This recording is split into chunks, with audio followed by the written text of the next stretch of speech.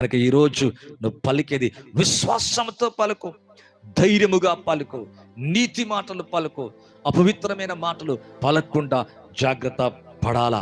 అవును, ట్రూత్ అంటే సత్యము పలికినప్పుడు, నీతి పలికినప్పుడు విత్తబడి తిరిగి మొలకెత్తుతుంది.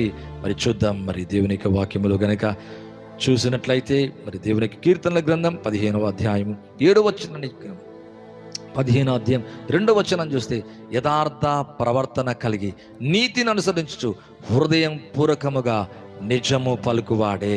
అవును, నిజమును పలికినప్పుడు, ట్రూత్ని పలికినప్పుడు, నిజం పలికినప్పుడు సత్యం మనల్ని స్వతంత్రులుగా చేస్తుంది. ఈరోజు దేవుని వాక్యమే సత్యం, దేవుని మాటలే సత్యం. యేసు ప్రభువు అంటున్నాడు, అవును, ఏదైతే నువ్వు పలుకుతున్నావో అనగా వాక్యాన్ని నువ్వు పలుకుతున్నప్పుడు ఆ సత్యం ఏమైతుంటే నీ అంతరంగంలో, నీ మనస్సులో, నీ జీవితంలో, నీ భవిష్యత్